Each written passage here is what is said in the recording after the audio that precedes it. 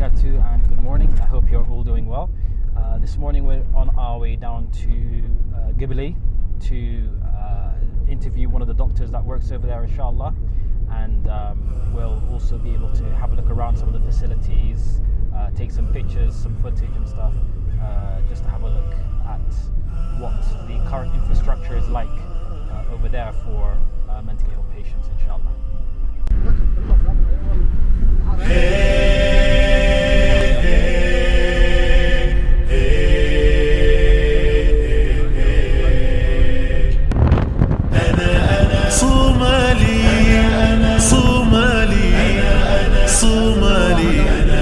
صومالي وأفتخر أنا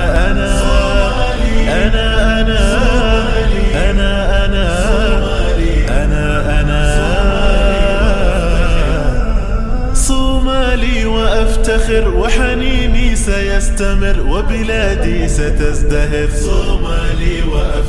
صومالي وأفتخر وحنيني سيستمر وبلادي ستزدهر صومالي وأفتخر وحنيني سيستمر وبلادي ستزدهر صومالي وأفتخر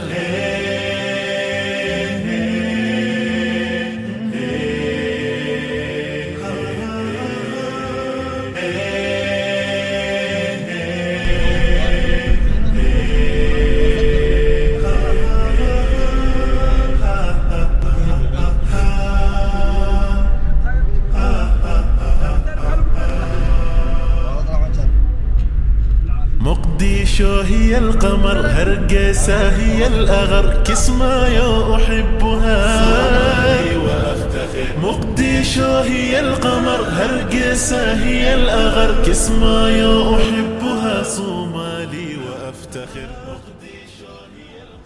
بسم الله الرحمن الرحيم الحمد لله رب العالمين والصلاة والسلام على أشرف الأنبياء والمرسلين أما بعد magacaygu waxa weeyaan Yuusuf Cabdiraxmaan Yuusuf waxaan ahay director-ka Isbitaalka Gibili Mental Hospital isbitaalkaas oo ka jira magaalada Gibili ee Somaliland haddaan ku bilaabo isbitaalkan wuxuu leeyahay taariikh yar oo kooban isbitaalka tusaale ahaan waxaa la furay 2016 April bishaas la furay oo officially loo furay isbitaalkan horta wuxuu ku dhisan yahay community based maxaa yeelay dad isku tagay ayaa dhisay fikirkii isbitaalka markii hore laga abaabulayna wuxuu ahaa in magaalada concussion laga soo arooriyo alxamdulillah maanta aan arkayna halka uu marayo iyo xaaladiisa isbitaalkan muddada uu ku furnaa koobnaa waxa uu eegay ugu yaraan ilaa 3500 oo bukaanadaas oo isugu jira female iyo male isbitaalku wuxuu leeyahay facility fara badan oo kala duwan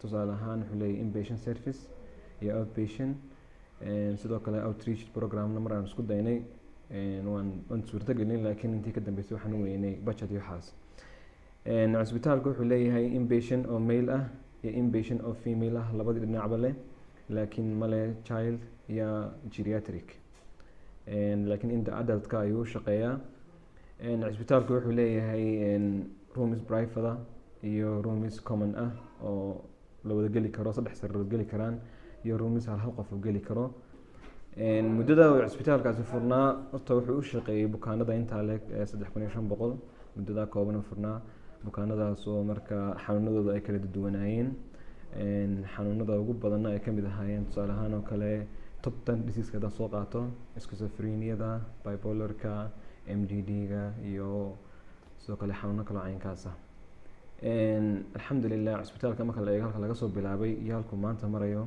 horta shaqo isku malay alxamdulillah maalin baa waxna soo kordhayay maalin baa experience baa soo kordhayay isbitaalkuna saadooda ogsootiin baa wuxuu ku dhisan yahay community dad badan baa iska tashaday oo maar dad fara badan maax charity aan mahadnaqayn xaggan uga mahadcelinay si special ah because of dhibaatadii iyo carqaladda ugu darneedeen haysatay waxay ahayd medication-ka berigii isbitaalka la bilaabay wuxuu bixin jiray free service imkana gabi ahaanba waxa weeyaan 100% free service uu bixiyaa inpatient iyo outpatient medication-kiisa uu cover gareyn jiray laakiin muddo dhexdii uu awoodi waayay maadaama dadkii fara bateen in outpatient-kii medication la siiyo dabeedna inpatient-ka oo kaliya ayaa medication-kaasi la siiyaa cisbitaalka jiifkiisa gogashiisa daaweyntiisa iyo dhammaan adeega serviceka uu bixiyaa waa 100% free.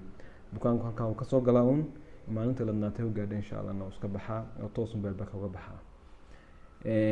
marka Maax Charity alxamdulilah ilaahay meesha kasoo saaray meel ka khayr badan ha ugu bedelin, laakiin waxyaabana ka fargareeyeen iyagoo in badan ka qayb qaatay dhismihiisii meelo badan. haddana wixii noogu darnaa waxay ahayd medicationka iyo dawooyinkaas kuwaasoo waran nagu taagnaaha. inkastoo imika gabagaba yahay insha allah mashruucii 1 year aan soo wadnay mashruucaas kaasoo ku guuleysanay.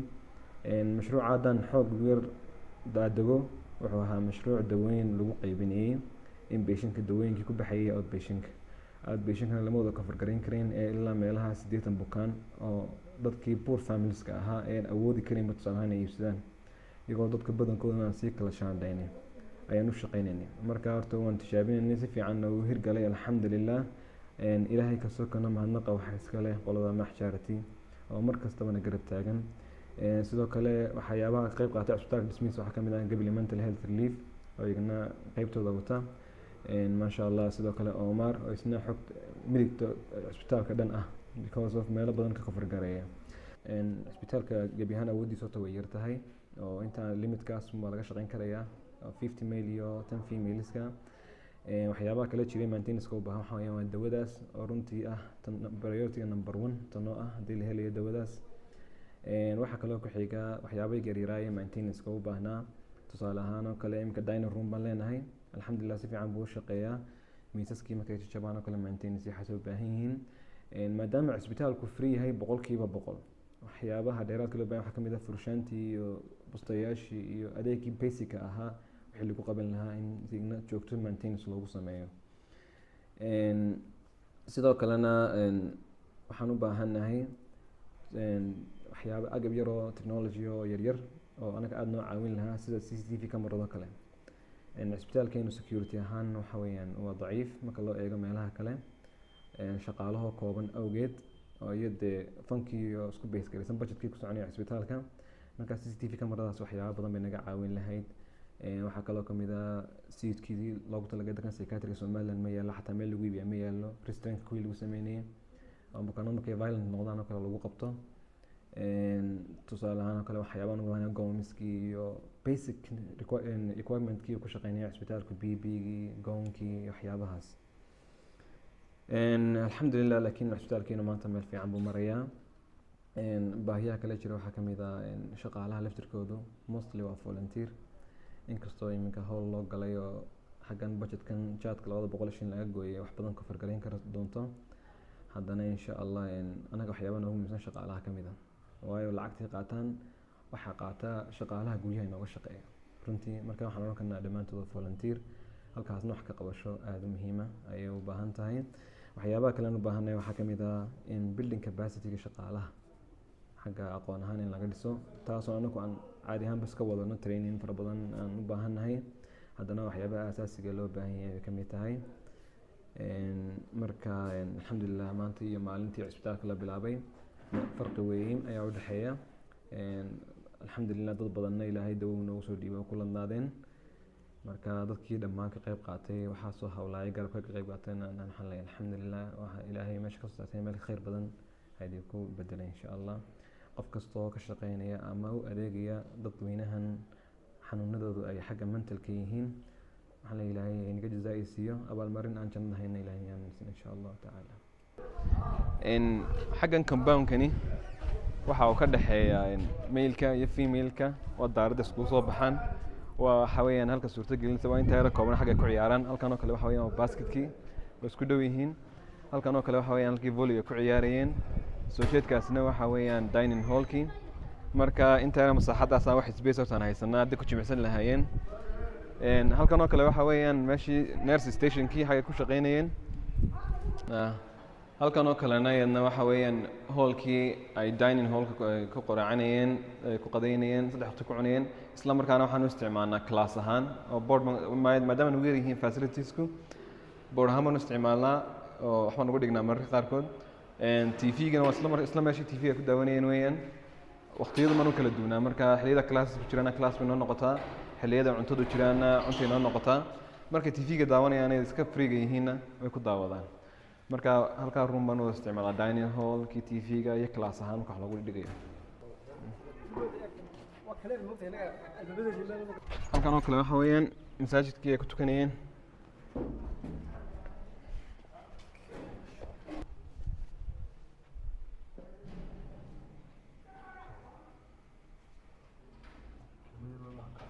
masaajidkii ay ku tukanayeen weeyaan halkan ay 5 salaadood ay ku tukadaan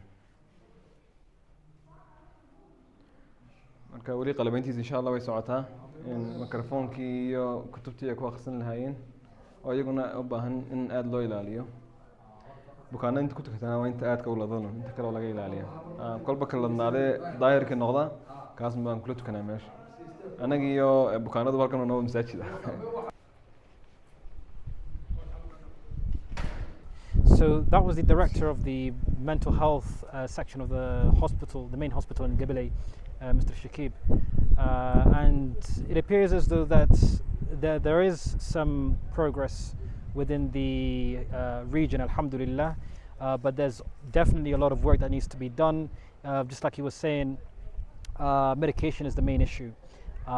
They can't really afford to give out any medication to outpatient individuals, but they've barely managed to afford the inpatient medications.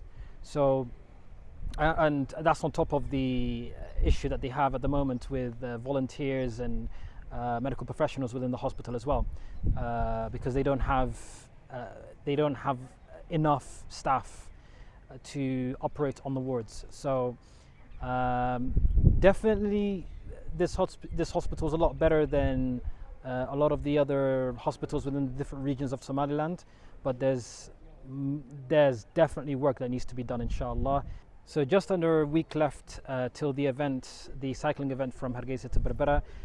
If you want to follow that, make sure that you follow me on my Insta, and all the updates will be on there as well. Or subscribe to my YouTube channel as well, and subscribe to the Somali Mental Health YouTube channel as well, which I'll link down below for any updates and everything. And I would like to thank you for watching. Jazakumullahu khair. Wassalamu alaikum wa rahmatullahi wa barakatuh.